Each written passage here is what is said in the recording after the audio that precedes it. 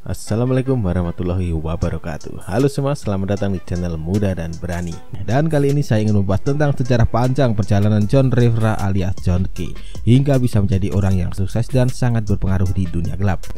Ya, meski kesuksesannya ini bagi sebagian orang dianggap sebagai kesuksesan dalam hal yang tidak baik, tapi itu kan menurut mereka. Sebab menurut sebagian orang lagi dalam dunia gelap, John Kay menjadi sosok yang keren, cool, dan bahkan menjadi idola bagi beberapa orang di dunia gelap. Sebab pada dasarnya definisi sukses itu berbeda-beda sesuai dengan profesi dan cita-cita kalian, seperti petani sukses, polisi sukses, artis sukses, hingga bandar narkoboy sukses. Sebab menurut sebagian masyarakat, sukses itu ketika Anda bisa melakukan apapun yang Anda suka tanpa ada rasa khawatir dan Anda bahagia. Itu saja.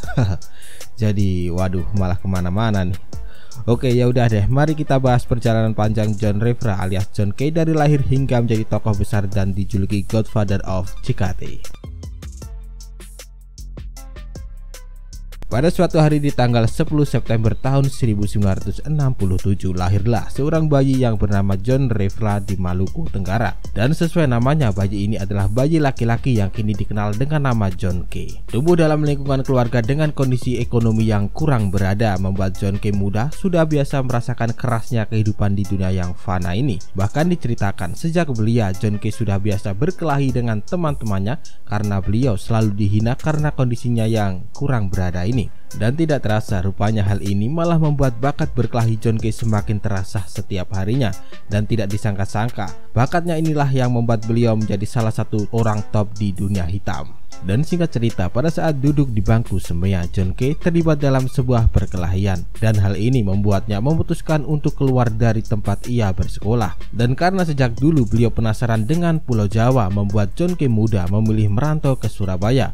Meski awalnya beliau tidak diizinkan oleh ibunya untuk merantau, akhirnya dengan terpaksa John Kay muda yang saat itu baru berusia 17 tahun pun terpaksa membohongi sang ibunda dan berkata hanya pergi ke Dobo, sebuah daerah di Maluku, dengan uang saku pemberian orang tuanya yang cuma 5.000. Dan diceritakan saat itu John Kay harus menunggu kapal ke Surabaya selama beberapa hari. Dan sialnya uang saku pemberian ibunya sudah habis, dan dengan modal nekat beliau ini pun pergi ke Surabaya tanpa beli tiket dan tanpa uang saku sepeser pun. Dan setelah sampai di Surabaya, John pun mencari kerabatnya untuk menumpang di rumahnya. Tapi karena tidak cocok, akhirnya John Kay pun memilih pergi dan tidur di emperan toko. Dan selama beberapa hari kemudian, akhirnya beliau pun memilih menumpang di salah satu rumah kerabat lainnya.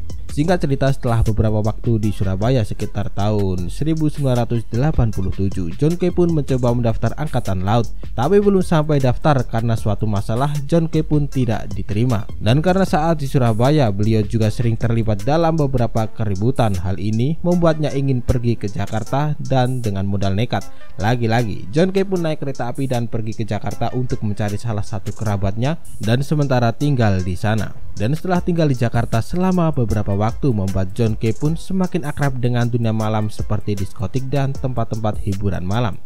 Dan singkat cerita, akhirnya John Kay pun bekerja menjadi security di salah satu tempat hiburan malam dengan gaji yang lumayan, sekitar 200.000.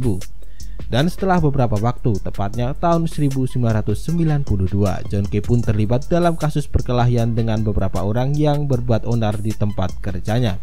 Dan singkat cerita, entah bagaimana ceritanya, tepatnya sekitar tahun 1994, kelompok John Kay pun semakin dikenal publik berkat berbagai aksinya yang brutal dan bikin geleng-geleng kepala. Dan setelah karirnya dalam dunia hitam semakin dikenal dan bahkan diceritakan, John Kay memiliki ratusan orang setia dengan mungkin ribuan orang yang siap menjadi anak buahnya dan tersebar di Jakarta dan di beberapa daerah sekitar. Dan hal ini membuat bisnisnya yang bergerak dalam bidang keamanan dan jasa debt collector alias penagih hutang semakin berkibar. Tetapi hal ini bukan berarti membuat beliau bisa berleha-leha dan santai-santai saja. Sebab hal ini malah membuat John Kay semakin sibuk dan kerap terlibat dalam berbagai masalah yang berhubungan dengan nyawa. Dan hal ini juga membuatnya sering terlibat dalam berbagai bentrokan dengan berbagai kelompok dalam bidang sejenis. Dan yang paling terkenal adalah perseteruan John Kay dengan kelompok Basri Sangaji. Dan tepatnya pada tahun 2004 terjadi bentrokan hebat antara kelompok John Kay dengan kelompok Basri Sangaji. Dan seiring berjalannya waktu setelah kematian Basri Sangaji, perkembangan bisnis John Kay pun semakin berkibar dan semakin membuatnya jaya. Tapi beberapa waktu yang lalu sekitar tahun 2012 akhir, John Kay pun kembali terlibat dalam kasus berdarah yang membuatnya harus berurusan dengan hukum, dan akhirnya beliau pun diputuskan bersalah dan divonis 12 tahun penjara. Tapi diceritakan saat di penjara, John Kay pun dikabarkan sudah bertobat dan menjadi orang yang baik. Hingga akhirnya karena kelakuan baiknya selama di penjara, John Kay pun dibebaskan bersyarat pada Desember 2019 silam. Dan lama tak dengar, sayangnya beberapa hari ini beliau harus berurusan lagi dengan hukum karena sebuah masalah. Dan sepertinya kasusnya ini akan membuat sebagian orang kecewa karena sepertinya dia sudah tobat tapi kenapa kok mengulangi kesalahannya lagi. Tapi terlepas dari itu semua, berkat keberaniannya dan juga mentalnya yang kuat, berhasil membuat John Kay menjadi salah satu sosok dunia gelap yang sangat sukses dan punya banyak fan. Dan saya rasa kisah hidup Om John Kay ini pun sangat keren jika dijadikan sebuah film layar lebar. Ya, meski menurut sebagian orang hal ini tidak baik, tapi ya apa boleh buat, ini adalah jalan hidupnya dan terbukti pilihannya ini setidaknya bisa membuatnya kaya. Meski mungkin dalam hatinya ada kegelisahan dan kini dia harus kembali berurusan dengan hukum karena masalah yang terjadi baru-baru ini. Jadi itu dulu ya. Jika ada kurang lebihnya atau kata-kata kurang berkenan, saya minta maaf dan terima kasih.